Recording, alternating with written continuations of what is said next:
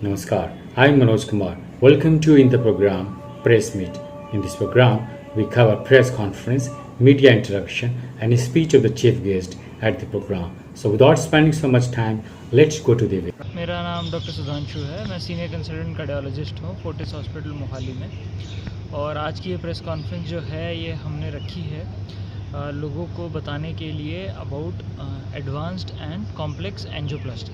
सो angioplasty एक technique है जिसको हम आम भाषा में हार्ट की स्टेंटिंग बोलते हैं। जिनको हार्ट की नाड़ियों में ब्लॉकेज है, ज़्यादा ब्लॉकेज है, 80-90% या 100% की ब्लॉकेज हम जिसको बोलते हैं, जिसमें उनको चलने फिरने में छाती में दर्द हो रहा है या हार्ट की पंपिंग कम हो रही है, सांस चढ़ रहा है, बहुत ज़्यादा तकलीफ़ है, उस पेशेंट को हम यूजुअली स्टेंटिंग के लिए एडवाइस करते हैं। एक सिंपल एंजियोप्लास्टी कुछ भी नहीं है, जैसे एंजियोग्राफी होती है उसके साथ भी उसमें एक वायर डाल के बलून फुला के एक स्टेंट लगाना एक सिंपल प्रोसीजर होता है। बट अब जैसे जैसे समय बीतता जा रहा है, टेक्नोलॉजी एडवांस होती जा रही है, लाइफ एक्सपेक्टेंसी बढ़ती जा रही है, सो हम ऐसे पेशेंट्स देख रहे हैं जिनकी उम्र बहुत ज़्यादा है, जिनको शुगर या बीपी की तकलीफ़ें हैं, किडनी की डिजीज़ हैं या आर्टरीज इतनी ज़्यादा डैमेज्ड हैं कि नॉर्मल एंजियोप्लास्टी के थ्रू जो है उनको एड्रेस नहीं किया जा सकता, उनको ठीक नहीं किया जा सकता। सो इसलिए जो है अब जो है doctors all over the world through various research and experiments they have found out, उन्होंने पता लगाया है कि भाई डिफरेंट टेक्निक्स हैं। जैसे अब हम इनको रोटा oblation, lithotripsy, laser, cutting balloons वगैरह का नाम देते हैं। मैकेनिकल सर्कुलेटरी सपोर्ट डिवाइसेस हैं जो लो पंपिंग हार्ट्स होते हैं उनको सपोर्ट करते हैं, जिसकी वजह से जो है हम वो पेशेंट जो कि कॉम्प्लेक्स केसेस हैं, जिनमें मल्टीपल स्टेंट्स की रिक्वायरमेंट है, जिनकी नाड़ियाँ पूरी 100% बंद हैं या जिनमें कॉन्ट्रास्ट बहुत ज़्यादा नहीं दे सकते, उनको इमेजिंग के थ्रू, डिफरेंट इमेजिंग के थ्रू हम देख के उन पेशेंट्स को एंजियोप्लास्टी का फ़ायदा दे सकते हैं।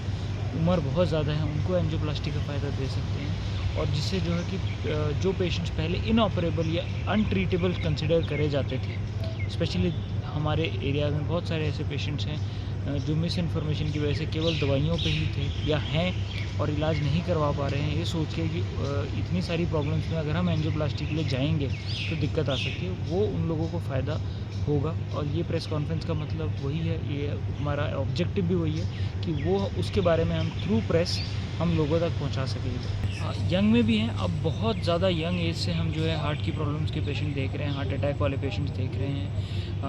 मतलब patients as young as 20 years भी हमारे पास जो है हार्ट अटैक के साथ आते हैं। ये पेशेंट यूजुअली वो होते हैं या जिनकी फैमिली में हार्ट प्रॉब्लम की हिस्ट्री है, कम उम्र में हार्ट अटैक वगैरह की हिस्ट्री है फैमिली में किसी को, या पेशेंट स्मोकिंग वगैरह कुछ तंबाकू वगैरह खाते हैं, स्मोकिंग करते हैं, या पेशेंट्स को यंग एज से ही डायबिटीज़ या हाइपरटेंशन का प्रॉब्लम है, बहुत ज़्यादा फिज़िकल या मेंटल स्ट्रेस बहुत ज़्यादा है, उन पेशेंट्स में हमने देखा है यूजुअली हार्ट अटैक की प्रॉब्लम्स होती हैं। और 20-25-30 साल, 35 साल, 40 साल में फ्रीक्वेंटली हम देख रहे हैं, एवरी मंथ हम जो है 4-5 पेशेंट्स ऐसे देखते हैं जो 30 ईयर्स के अंदर होते हैं, जिनको हार्ट अटैक की दिक्कत होती है और एंजियोप्लास्टी की ज़रूरत पड़ती है।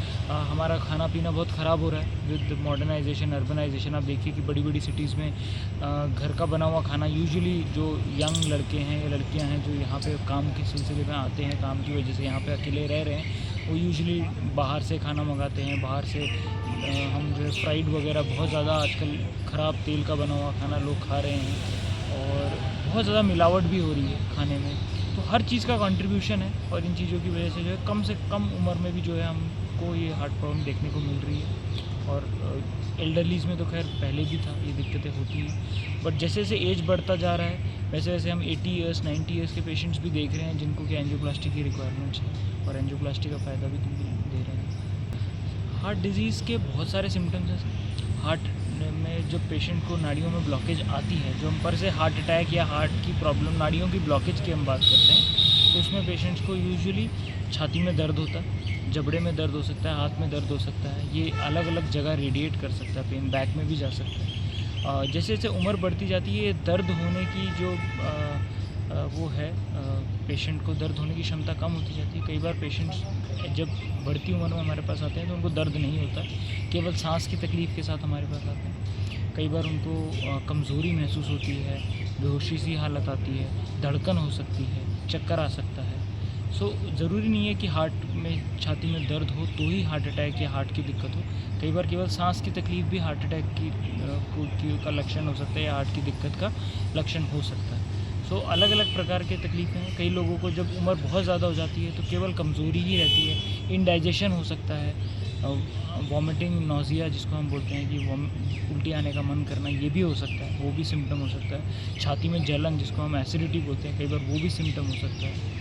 सो मल्टीपल सिम्टम्स हैं। कॉमनली जो है हम सुनते हैं कि भाई छाती में दर्द होना, सांस की दिक्कत आना, यही हार्ट का सिम्टम है। अलग अलग प्रकार के सिम्टम। जैसे पेशेंट, अगर मैं यूजुअली मेरे पेशेंट्स को या लोगों को ये बोलता हूँ कि अगर कोई भी आपको ऐसा सिम्टम आए जो अनयूजुअल हो, जो आपको लगे कि यार आज तक कभी मेरे को ऐसा नहीं हुआ है।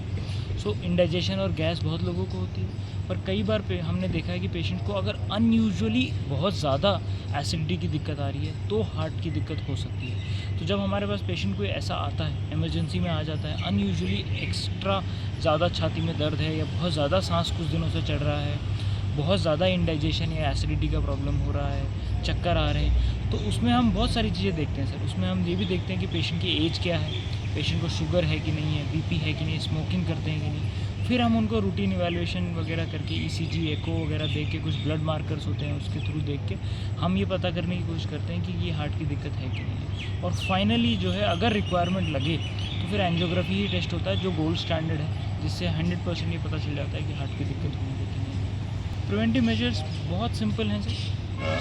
कम उम्र से ही कोशिश करिए कि अच्छा खाना खाएं, फ्रेश फूड लें, बहुत ज़्यादा बाहर का तला हुआ फ्राइड फूड ना लें, एक हेल्दी वेट मेंटेन करें, अच्छा वेट मेंटेन करें, रेगुलरली एक्सरसाइज करें, वीकली 4 से 5 दिन जो है हाफ एन आवर का एक्सरसाइज करें, एरोबिक एक्सरसाइज जिसको हम बोलते हैं कार्डियो करें, है ना। बहुत ज़्यादा स्ट्रेस ना लें, बहुत ज़्यादा मेंटल एंड फिजिकल स्ट्रेस, बहुत ज़्यादा मेंटल स्ट्रेस ना लें, है ना। कोशिश करें कि अगर आपकी फैमिली में बीपी या शुगर की तकलीफ़ है तो रेगुलर चेकअप्स कराएं ताकि ये बीपी और शुगर की तकलीफ़ आपको ना डेवलप हो। जिन चीज़ों से, जैसे रिफाइंड शुगर्स हैं या एक्स्ट्रा सॉल्ट है, जिनसे शुगर या बीपी की तकलीफ़ आती है, इनको अवॉइड करें। और एक अच्छा हेल्दी अगर आप एनवायरनमेंट बना के रखेंगे, एक अच्छा हेल्दी खाना खाएंगे, सब बढ़िया वेट मेंटेन करेंगे, तो ये दिक्कतें नहीं आएंगी या बहुत डिलेड आएंगी।